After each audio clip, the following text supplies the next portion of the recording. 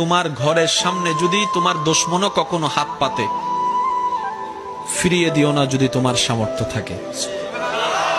যদি দেওয়ার কোনো সামর্থ্য তোমার কাছে না থাকে, অন্তত সুন্দর কিছু ব্যবহার দিয়ে তাকে বিদায় দাও।